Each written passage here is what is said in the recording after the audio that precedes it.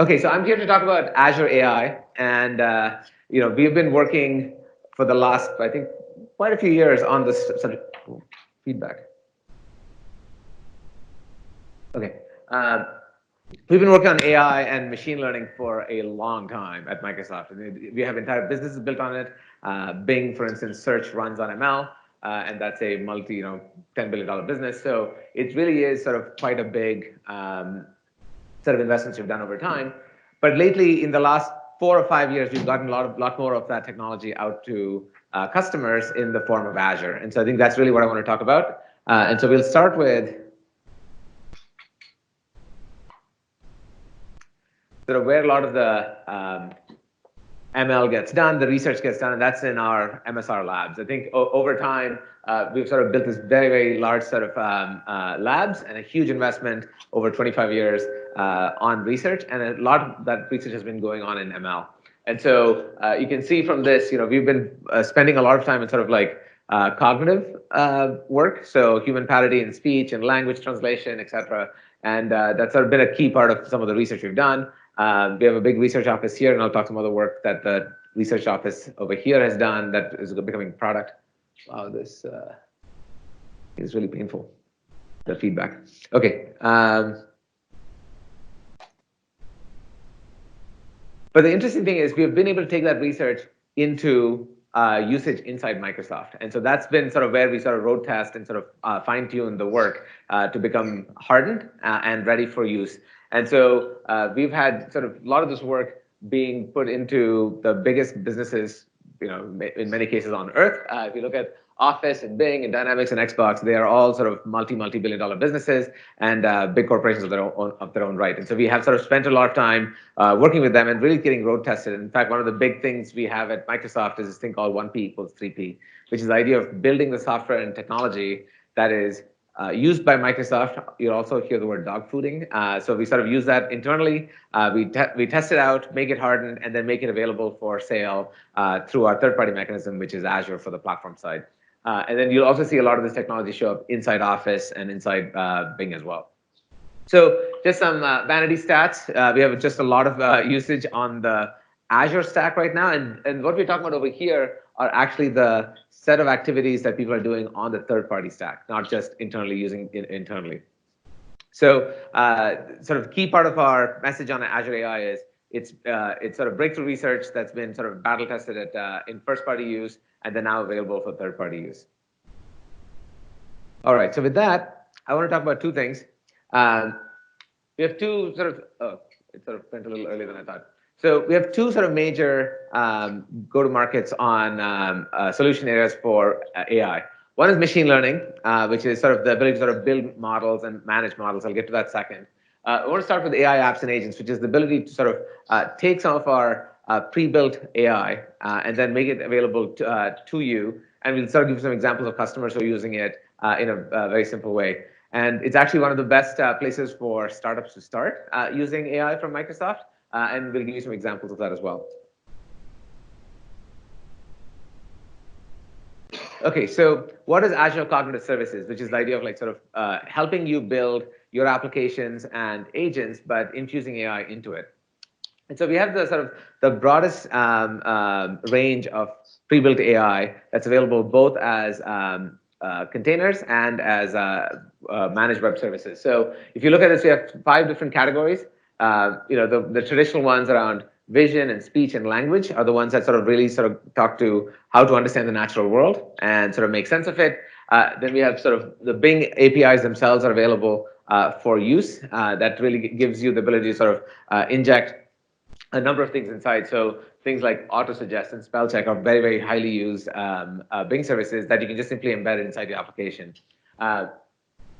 Then I'll talk a little bit more in detail about some of these things. Language is just all about understanding how to manage language in text form, and speech is about how in the spoken form. So basically, we have both of these things, and we can also compose them to make sure that you can sort of go from, you've seen the ads of Teams where someone's speaking in Chinese and it shows up on the other side spoken in English. That's basically what happens. We take the speech, we sort of convert that into language, we translate the language, and then we speak it out on the other side. So and that's sort of, we speak it out as text to speech. So basically, we have this idea of like how to speak it out. And recently, we've done a lot of interesting work around how to make it. We call it neural TTS, text to speech, that really allows you to sort of create a voice font of yourself, and so then it sort of speaks more or less like you, and doesn't sound robotic like normally computer sounds. The computer sounds.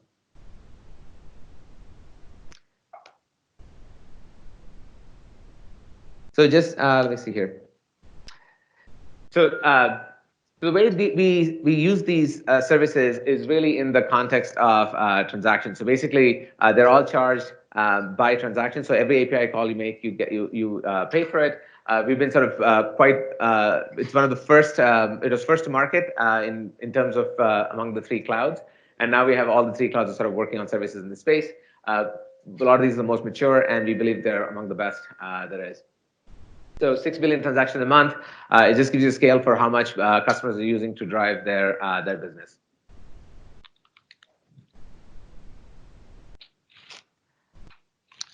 The other thing we do is really spend a lot of time on sort of getting a breadth of customers. So the nice thing about cognitive services is it's really AI. It's democratizing AI. So it really gets you starting to use the material, the services, just almost by going up to Azure, signing up, getting this API key, and starting to use it. So there's very little barrier to entry, and that sort of gets you going. This is as opposed to ML, which we talk about a little bit more later. That really you have to go deeper and sort of spend a lot more effort in sort of building your own models. Here, we build the models, we train it on our data, and then we allow you to take your data to customize the model, so it is actually yours. So a good example would be custom vision. So we do image detection. That's all trained by us with a huge corpus of data. But then when you want to put your own data in, so let's say you're doing a worker safety application. So then you upload your images of people who are wearing hard hats and people who are not wearing hard hats, and then you can sort of that, and then you label them yourself, and then you train it, and now it becomes a hard hat, no hard hat application. So it's fairly simple to sort of move to and customize it to your own needs. It has been very well used in the Fortune 500. I think that's sort of generally true for Azure, but I think like in Azure AI, cognitive service is the first place most people enter because it's low barrier to entry. But what's interesting is there's a lot of startups who are using the same work as well, and so little startups like Uber. So basically, we find that a lot of these startups they are often need some particular functionality. So this is an example of using. Let's just move on to the next one. We can pause.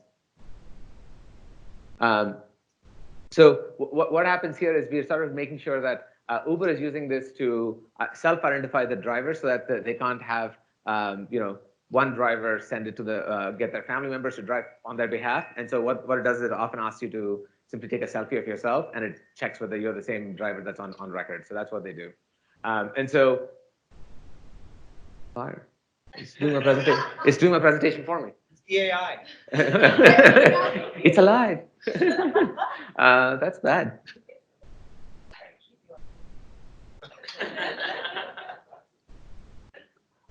I don't know how to maybe stop it.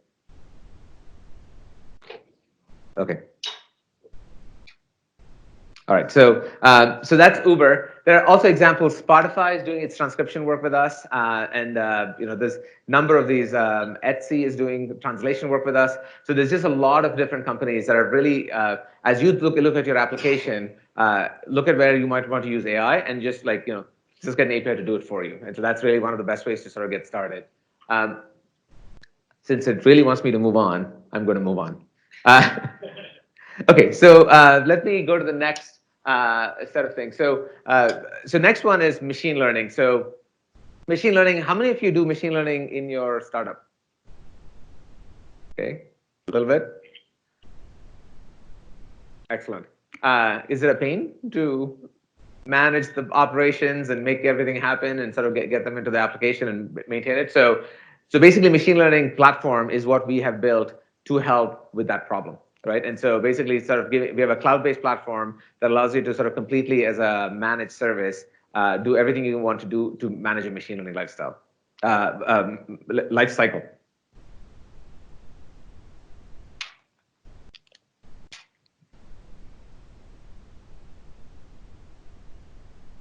Okay, so for the platform, it's called Azure Machine Learning. It's the platform for doing ML on Azure. It's really well named. We're really known for our naming sort of progress on that one. So Azure Machine Learning. So we have three different things we focus on in Azure Machine Learning. So one is for all skill levels. So normally, machine learning is esoteric science. We have to get PhDs and learn TensorFlow and PyTorch and do all that work. That's all true. But there's a lot of companies that that don't have people of that skill, or they don't have enough of those people. So what we've focused on is helping customers sort of have a single platform that allows people who are coming from other backgrounds, maybe data engineering backgrounds, data analyst backgrounds, developer backgrounds, helping them get into machine learning, as well as supporting sort of hardcore data scientists on the core part of the machine learning lifecycle. So we have three different ways to do it. I'll sort of give you a little example of those. The next one is once you build a model and you train the model, you have to sort of manage it. And so I think many companies struggle with the second part, which is they often get a data scientist to look at the data, munge around with it, get some interesting results, and say, hey, look, here's a notebook that has some great results. And they're like, yay, okay, that's awesome. Now put it into production. And everyone's looking at each other saying, like, wait, who's in charge? What's supposed to happen? Like, all the work around it. So you're going to need an ML engineer. You need sort of lots of infrastructure to make that ML model into production. And so we sort of co-opted the moniker of ML Ops, which is the idea of sort of managing the machine learning lifecycle, sort of built off the DevOps, so the idea of DevOps. And so that really sort of manages how to think about the new concepts in machine learning, which is data and models. How do you sort of think about those in the same way as you think about code and other resources in terms of application development? And the last one is open and interoperable, which is we're spending a lot of time at Microsoft really sort of both being open to the community assets. A lot of data science is almost all of data science right now. The interesting work is done in open source. And so what we want to make sure is our platform can pick up anything you want. So if you just pip install your latest version of Pandas or a new research paper that had some library, you can just pip install it and you can run it in your environment. And that's super important. But at the same time, we want to make sure that it is done in a manageable way. So that way, you as a sort of infrastructure owner, as a startup owner, or as an IT pro, have some control of sort of what's happening inside your environment. So sort of those are the three sort of main value props that we work on, and I want to spend a little bit of time on each one of them.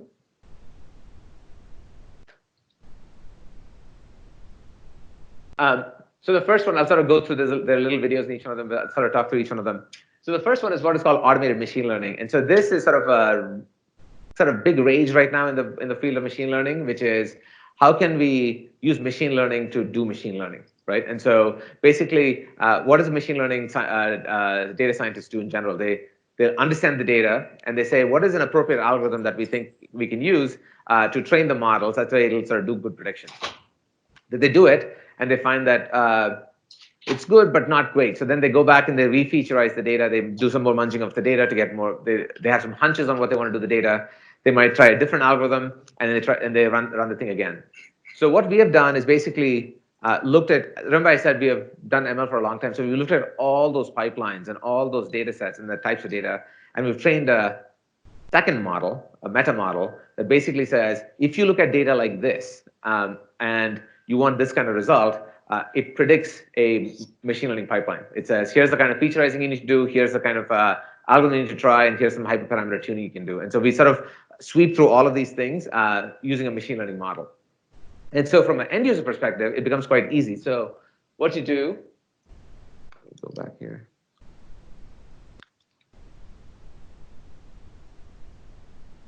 So a user just basically looks at creates an experiment, looks at their data file, looks at all the columns, and then we just say, pick the target column, which is what you want to predict on, it does all the work and it runs a bunch of iterations. So here it sort of talks about there are 24 iterations that has run of different kinds of featureizing, different kinds of algorithms, and different kinds of hyperparameter tuning, and found the best results for them.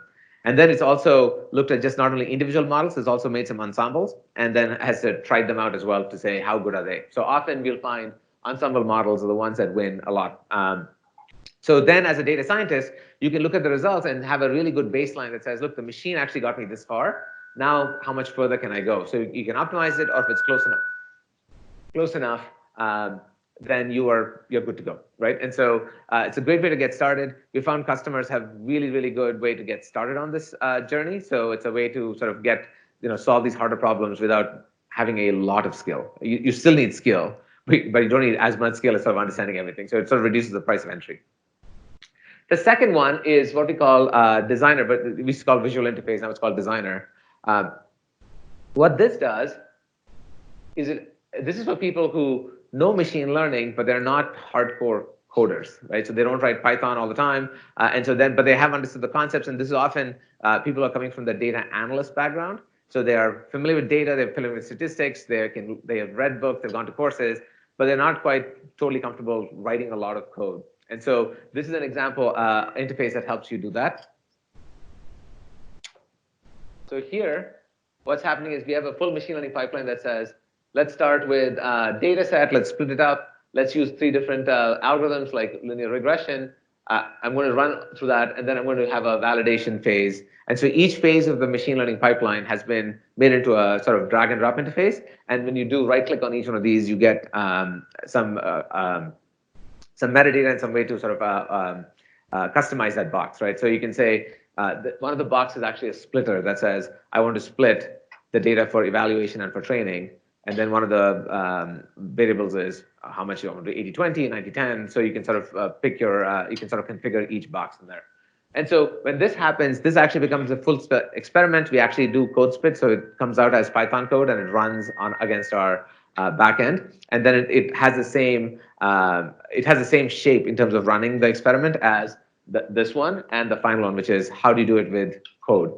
So the last one is sort of support for traditional Python notebooks and other experiences. So we have this thing called machine learning notebooks that really allow you to have a managed instance of a VM that's sort of dedicated to a data scientist. It basically gets all of your data and all your code in the same single place. It's your own compute, and then you can sort of you can do your inner loop on it. And then when you want to sort of say, let's say you're deep learning and you want to train at scale, then you sort of say, I want to submit this job to a cluster, and then basically we build the cluster for you, run your training, shut it down, and get it all back. So you are sort of relieved of duty of sort of managing a GPU cluster, managing IaaS instances. You don't have to do any of those things. You basically, at the data science level, just talk about the work you need to do, which is I want to train this, and here is how I want to train it. And we go provision all the GPUs, do the work, and then shut it down. This also gives you another advantage, which is this. It's based on this thing called a machine learning compute instance. And the compute instance basically is a VM, but it listens to all the configuration that's been given to the workspace. So basically, it's a VM, but it automatically mounts all the data sets that are in the workspace. It gives permission to all the users who are in the workspace. So this idea of a workspace that basically pulls together your data science, all your data science assets, and your compute and your policies together.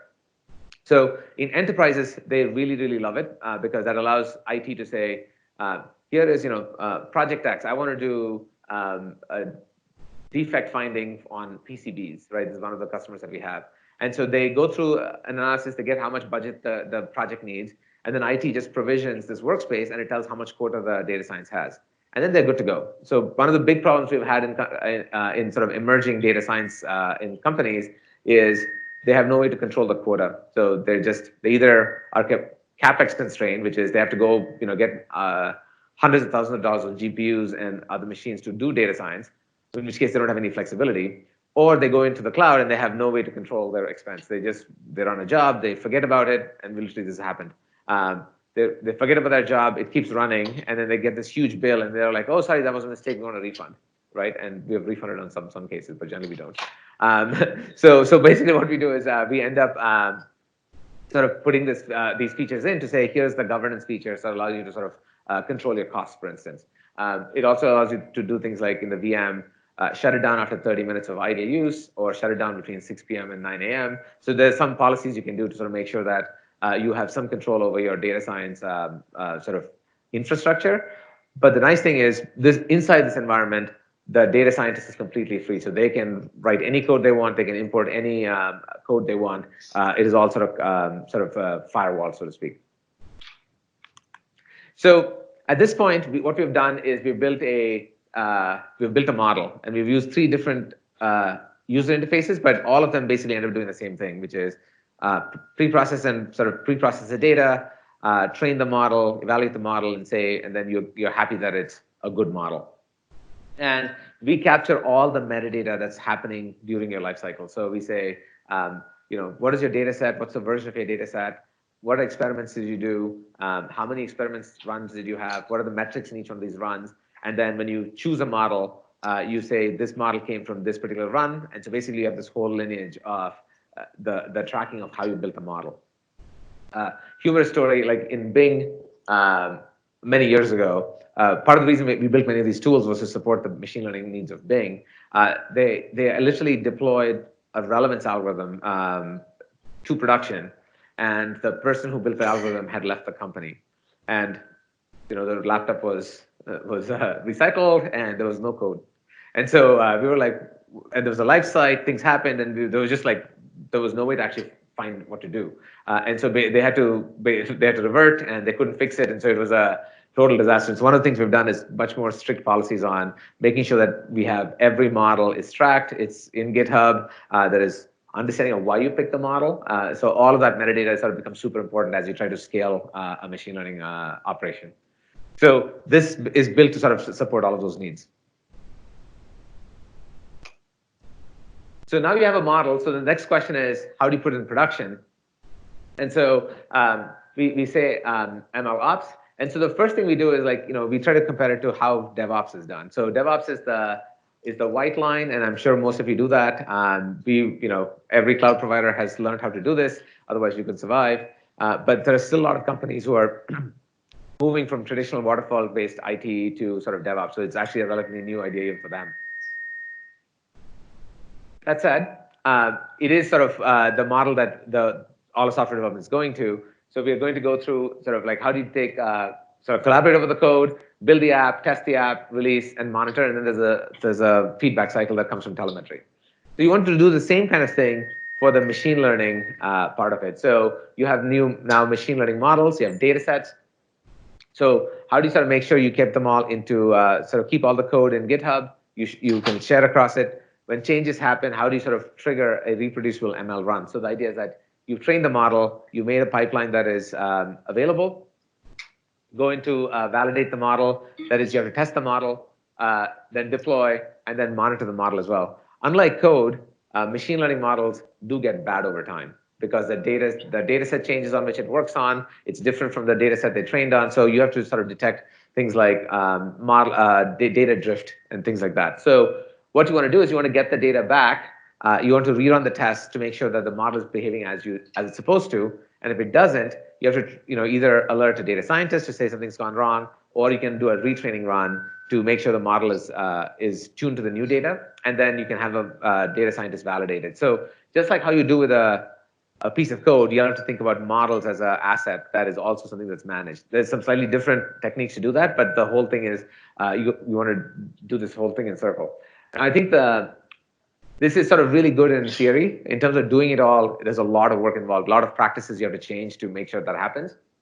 And so what we've been doing is helping our customers through this maturity model of, hey, here's a set of things you want to do just to do training correctly. That way you're ready for the next step. Here's how you do model registry, which is the ability to sort of keep the models and version them. And then we sort of build this entire circle out. The level 5 sort of maturity, which is fully automated pipelines that automatically retrain the model.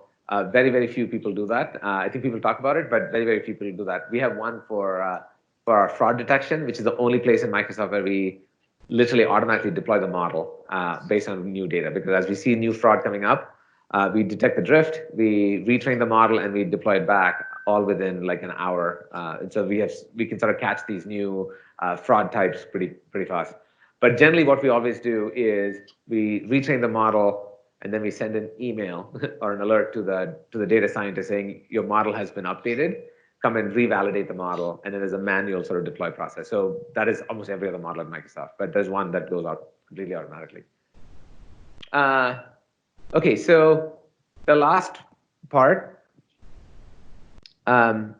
is sort of the open and interoperable platform. So I talked about being open to the community, so sort of getting everything in. So we work very closely with a lot of these community projects directly upstream with them. So we not only sort of allow it to be running in our environment, but we actually sort of give back to that environment.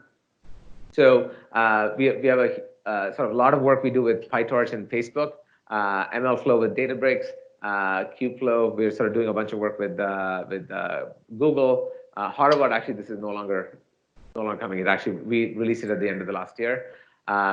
And then, we built interoperable standard called Onyx, Open Neural Network Exchange, that allows you to sort of have a standard language for models and runtime that actually runs that. So that's really a good way to sort of deploy to multiple targets using the same model.